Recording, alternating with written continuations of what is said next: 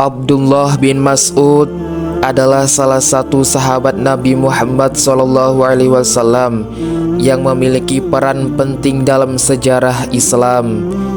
Ia termasuk dalam golongan as-sabiqunal awwalun, yaitu orang-orang yang pertama kali memeluk Islam. Sejak awal keislamannya, Abdullah bin Mas'ud menunjukkan dedikasi yang luar biasa dalam mendalami ajaran Islam dan mendampingi Rasulullah SAW. Ia bukan hanya seorang yang memiliki keteguhan iman yang kuat, tetapi juga seorang ahli Al-Quran yang dipercaya oleh Nabi Muhammad SAW. Assalamualaikum warahmatullahi wabarakatuh.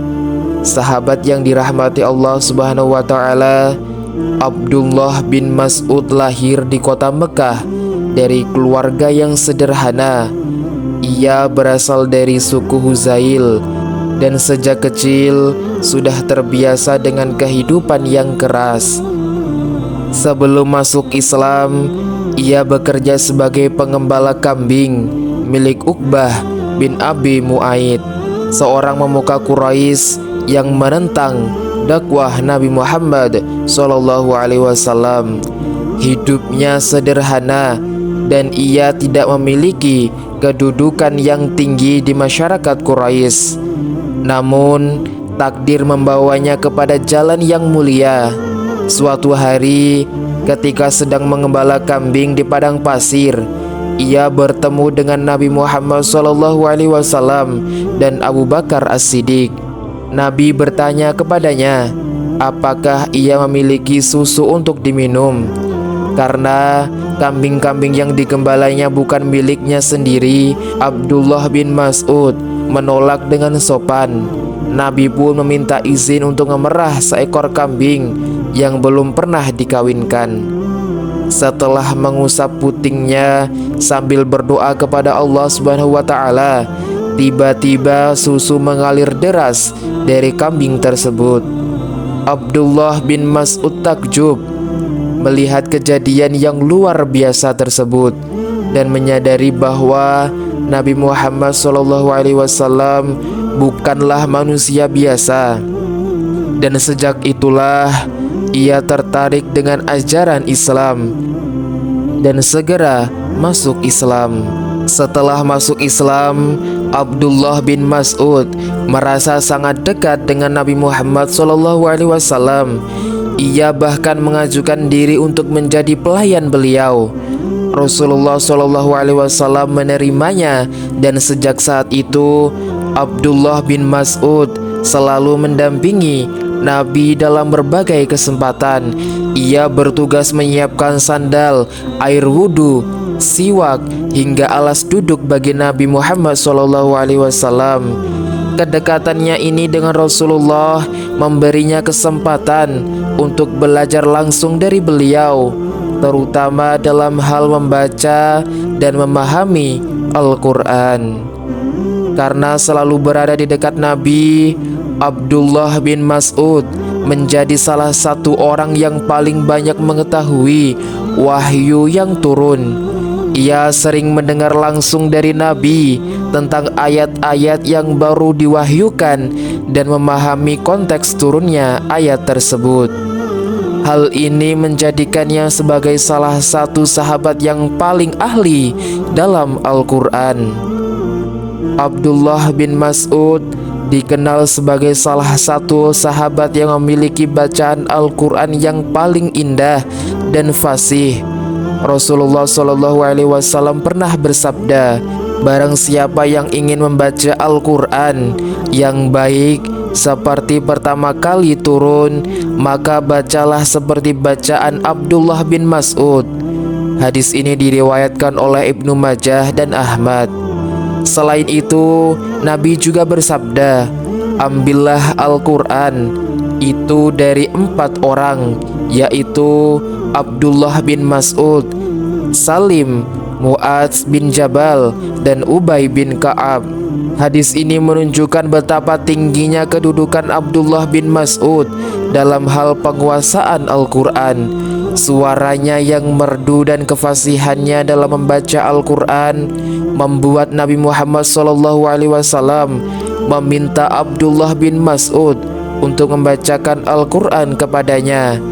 Dalam sebuah riwayat, Nabi berkata kepadanya, "Bacakanlah Al-Quran untukku."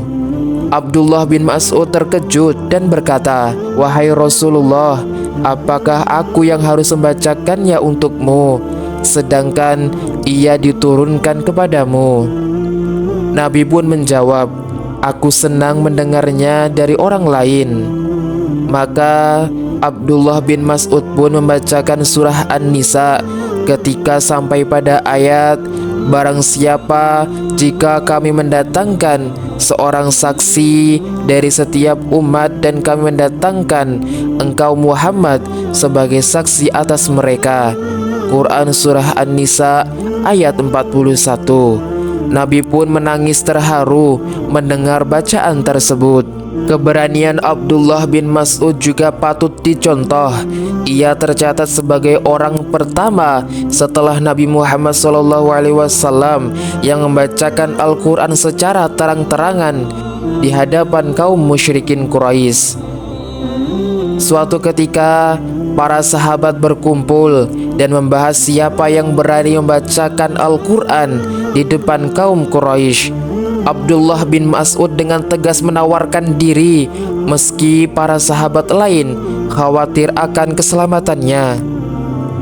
Esok harinya, ia pergi ke makam Ibrahim dan membacakan surah Ar-Rahman dengan suara yang lantang.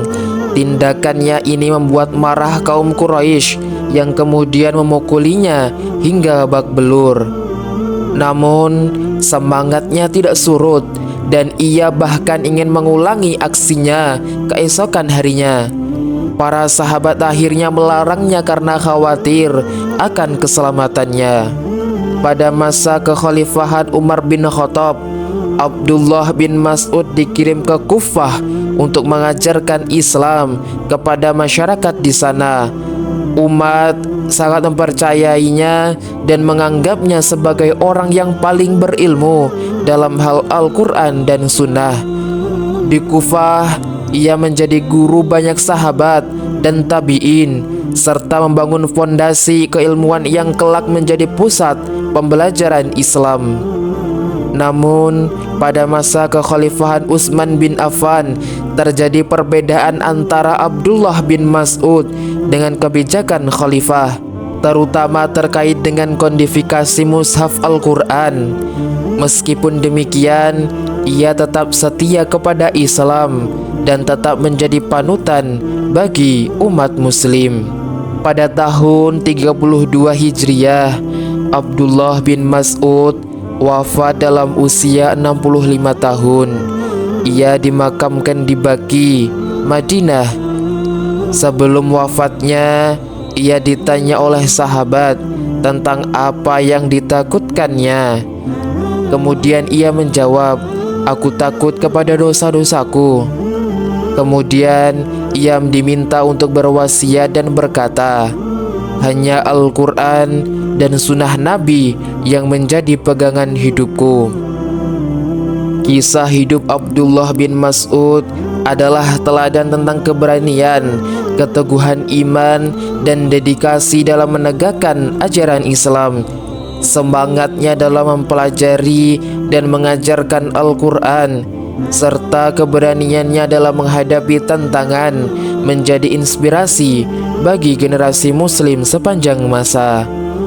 Itulah tadi kisah dari sahabat Nabi, yakni Abdullah bin Mas'ud, seorang penghafal Al-Quran di zaman Nabi Muhammad SAW. Semoga kita semua dapat meneladani dan mengambil hikmah dan pelajaran dari kisah Abdullah bin Mas'ud dan menjadi cerminan dalam kehidupan kita sehari-hari. Wallahu a'lam bishawab. Wassalamualaikum warahmatullahi wabarakatuh.